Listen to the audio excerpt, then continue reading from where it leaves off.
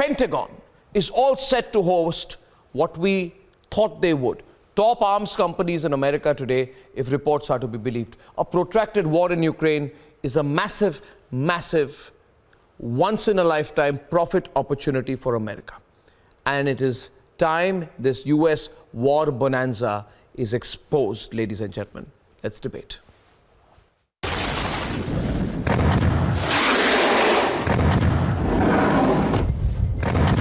The writing on the wall indicates it could be a protracted war in Ukraine. Today, Kyiv still stands and that government still presides. This fight is far from over. Here's the point. This war could continue for a long time, but the United States will continue to stand with Ukraine and the Ukrainian people in the fight for freedom.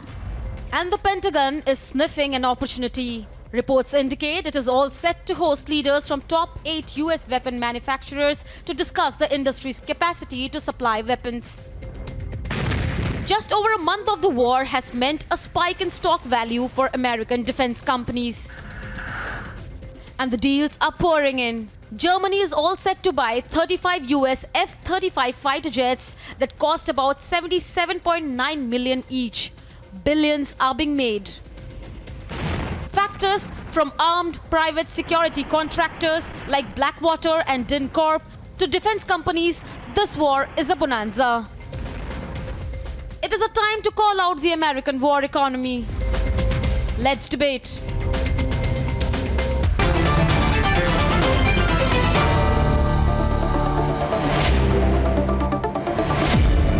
Okay, we have Professor Mark Merowitz of the State University of New York from New York, Andrew K.P. Leung, China strategist from Hong Kong, General G.D. Bakshi, India's leading defense expert from New Delhi. And my first question is to Yevgeny Popov, Russian member of parliament and also a senior journalist. Mr. Popov, today the biggest names in defense in America, Raytheon Technologies, Lockheed Martin, Boeing, Northrop Grumman, General Dynamics, L3 Harris Technologies, were reported to be meeting Pentagon officials to discuss their role in a protracted war in Ukraine. It seems, and welcome also to Valentin Yakushik from Kiev and Professor Andrew McLeod from King's College London.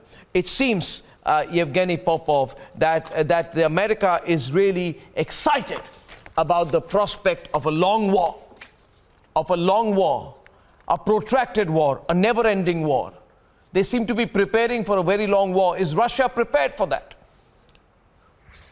It's not going to be a long war. Thank you for giving me that floor. I don't think we're going to fight for a long time, for years. And I think we will destroy all the weapons which American companies is going to transmit and they're going to deploy to Ukraine. Because, of course, we can see that all Western countries now are delivering heavy weapons to Ukraine. But those weapons are targets for our military, for our missiles, for our aircrafts. And I don't think it's a big deal for Russian military. And answering your question, no, it's not going to be a long war.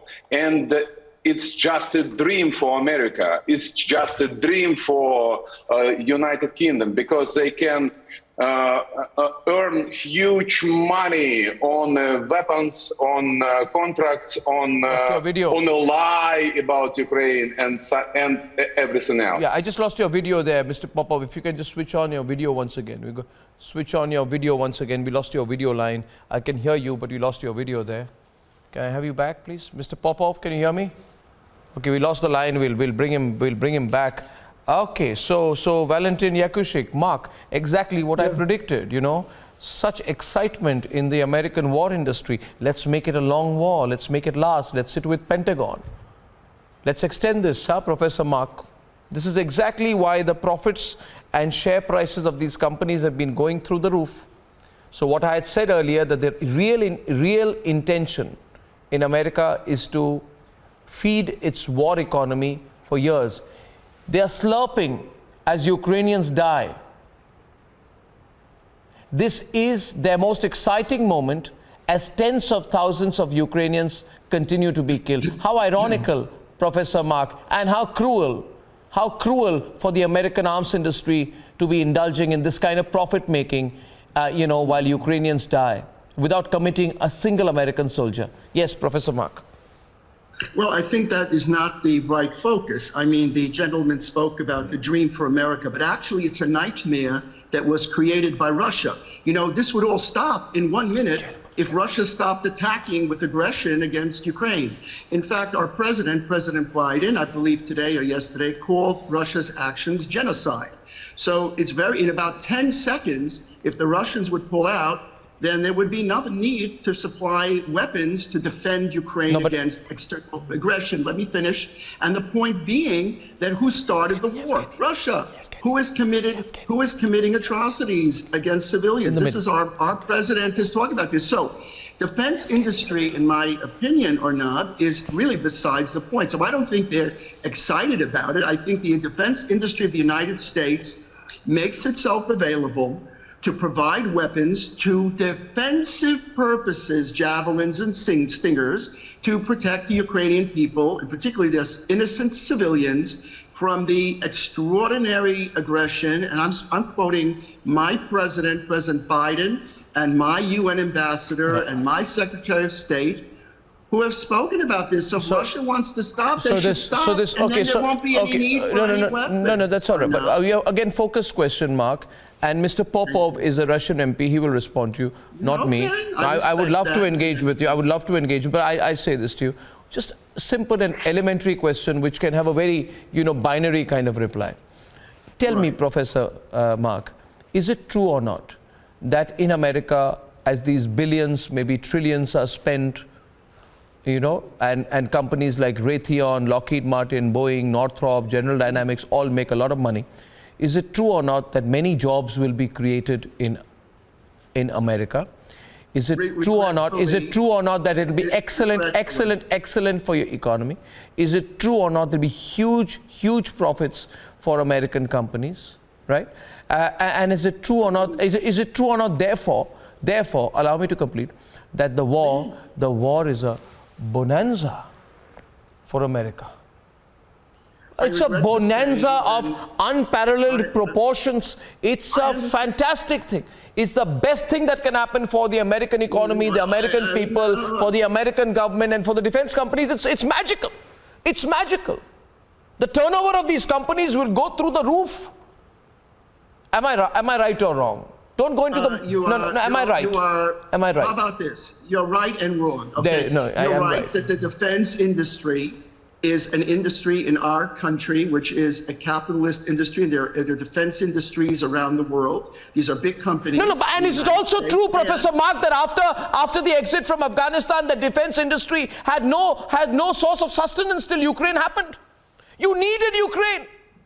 You needed Ukraine.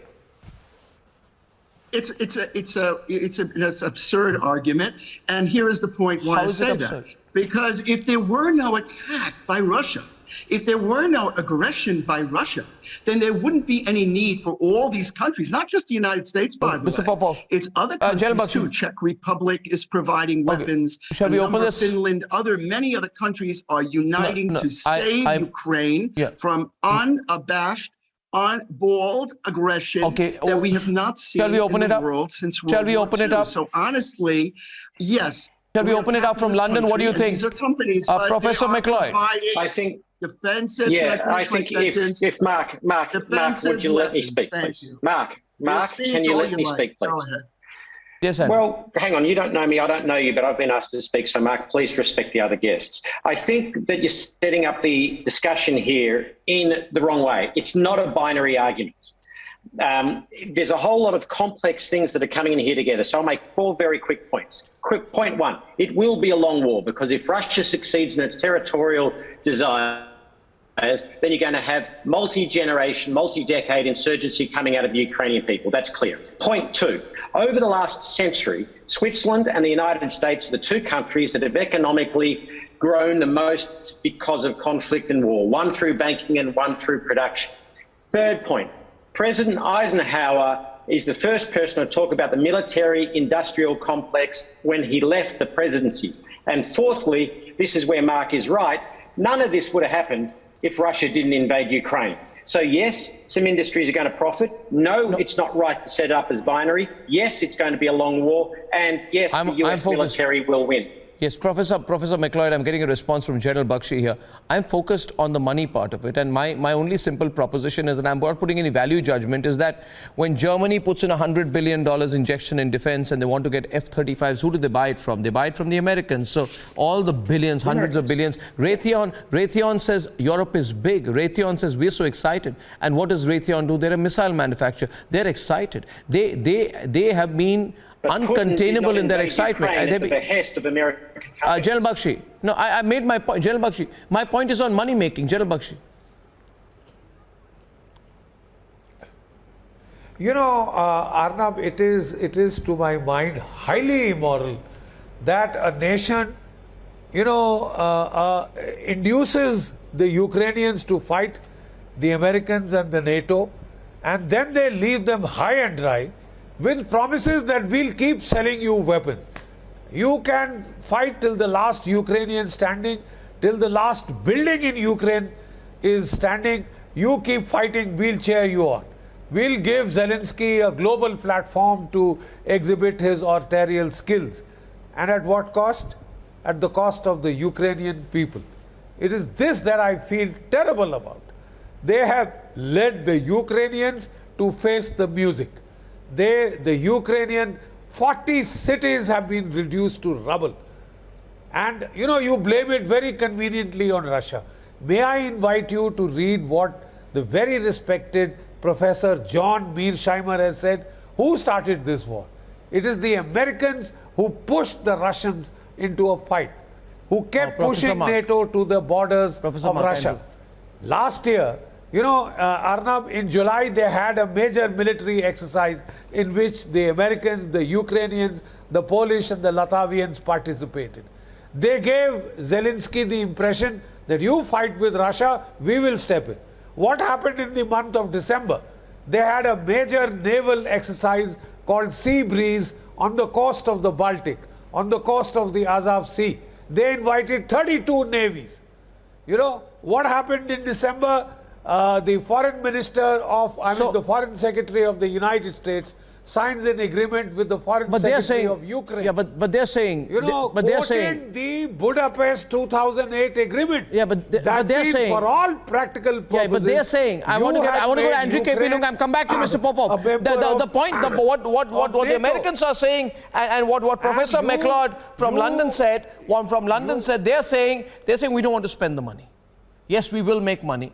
But you stop the war, then nothing is going to be spent on the money. They're saying the rest of the world, Russia, China, others need to do more to stop the war. Instead of talking about how much money America is going to make out of the war, Americans made the most money out of the Second World War. We forget. The Americans have great dexterity in making money out of wars. Everyone knows about it. But they say, let Putin stop the provocation, there will be no war. Andrew. Yeah, well, look. I think first of all, sorry. Yes, Andrew. Which Andrew? From Hong Kong. No, Andrew KP Leung. Sorry, Andrew Leung. Thanks. Okay, all right. Sorry. Thank you. Well, I think that first of all, of course, the United States want to drag down Russia and trying to eventually even destroy Russia and also President Putin. Because this has been going on a long time now. I mean, it's over nearly 2 months of the war. So, but on the other hand, there is no way that President Putin would back down. I don't think that it's also neither in the interest of Russia or the United States to have a long war. In the case of Russia, obviously, they don't want it to drag on indefinitely. They've lost a lot of soldiers, a lot of equipment. So by concentrating their forces in the Donbass area, they want to achieve a quicker victory. As far as the United States is concerned, dragging it out is not going to, it's no solution, because there is a huge inflation caused by this war in the United States. And the Fed has got to increase interest rates already, which is bad for the economy and bad for President Biden's midterm elections. So I don't think that it is in Americans' interest to have a long war. But there is no doubt that by supplying weapons to Ukraine, the United States want to track down Russia. I disagree with you, Andrew. I want to check out how Valentin thinks, because he's from Kiev and he's Professor Valentin Yakushik. I think it is in America's interest to have a long war. I disagree with Andrew KP Leung. I think it is in Ukrainians' interest to end the war. It is the only people who will suffer the most, like the Iraqis did, are the Ukrainians. Like the Afghans did, are the Ukrainians. I'll give you an example, Professor Valentin. What happened in the Second Gulf War? What happened in the Second Gulf War? No. Just 1 minute. ExxonMobil, Chevron, Halliburton, all went to Iraq. All the oil, it went to America. 80% was exported. Almost 30% of people in Iraq had no energy and were in absolute poverty. So the question is, America will extend the war at your cost. Professor Yakushik. Yeah. But America is different. In Iraq and Afghanistan, a lot of American budget, military budget, was plundered by some corrupt businessmen, biggest companies. Well, there's so much corruption in Ukraine. Corruption has been one of Ukraine's biggest problems. I meant, what happened before. As to Ukraine, first of all, in Putin's team who dragged him into this trap, there are probably tacit agents of transnational military-industrial complex and haters of East Slavic civilization. So they did all possible to destroy the unity of Ukrainian people and Russian people, and also to let American and other industrial complex institutions to earn a lot of money in this war. As to Ukraine, we have two possible strategies now. When Ukrainian military capacities in producing our own military equipment are undermined, either to be for 10 years part of the project of being the biggest consumers of Western military production, or to create a new version of a new concept of what is future Ukraine, how it will behave, not being just the battlefield. But you know they will. My worry is, and I want to get Mr. Popov on this limited time. The Americans will help in the destruction of Ukraine, and then the American companies will say, let's make the arms to destroy Ukraine, then let us bring in our contractors to rebuild Ukraine. It's a reality. When they left Afghanistan, the Afghans were holding on to the wheels of their transport aircraft. They fell from the sky. That image is frightening, and Ukrainians should look at it today. I want Mr. Yevgeny Popov to respond to you, please. Mr. Popov, the other flip side is there's going to be a lot of money, technology, funding behind the arms. So Russians will also hurt if the arms are used against you. Of course, the sanctions is pretty hard, but we're not going to feel it hardly as Iran or some other countries, because we are independent and sovereign country which is going to live and use our own technologies. We have everything. We're a space country, we have satellites, we have computers, telephones, cars, aircrafts and everything, which is gonna be good soon, I hope. It's a huge hypocrisy to say that we started this war. It's a hypocrisy, completely. This war is continuing for 8 years, and Americans and Ukrainian army have killed already 14,000 people in Donbass, in Donetsk, in Lugansk. I've seen it by my own eyes. I've been in Donbass for a lot of times, and I've seen shelling from Ukrainian side to civilians. And we are not going to start this war. We are going to finish this war.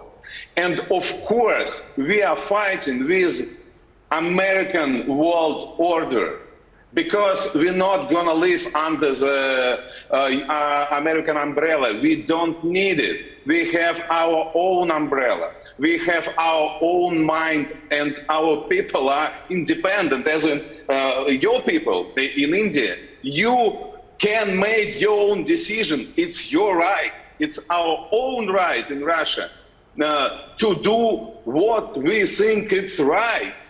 And of course, one battle is with Nazi in Ukraine. The second battle is with American order, American world order, and we're gonna win because we already use our currency with you.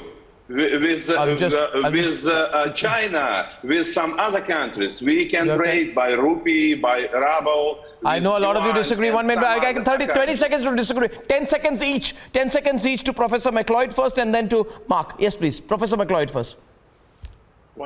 Whatever drugs Mr. Popov is on, I think the whole world wants them. Russia is nothing more than the puppet of the Chinese. The Chinese is the response of the West and the Americans. The Russians don't even realize they're a puppet. Russians should not have invaded 10 seconds Ukraine, to Mark. but they have. Audio. Mark, open up your audio line. This is one of truly the craziest discussions I've ever heard in my whole life. It's a reversal of reality. Russia attacked. And you know, Arnav, you compared the Second World War. Are you kidding me? What do you expect the United States to have done in World War II? Sit down and wait and let Britain be destroyed and the rest of the world be destroyed by the Nazis? No. And we're not. No. I only want to tell you a little bit about American history because it happens to be one of my areas of interest. Mark, I don't live in an alternative universe. I have a great amount of interest in American history. I would even give you the dates when your American president called the presidents of all the American car companies, including Ford, all the car companies, and said, you're going to make a lot of money, let's get into this war. Next time we meet, I'll tell you the details of that meeting and what impact it had on Detroit and the American auto industry. Thank you very much, ladies and gentlemen, for joining me tonight, and I'll see you at 9 o'clock tomorrow. Till then, good night and goodbye.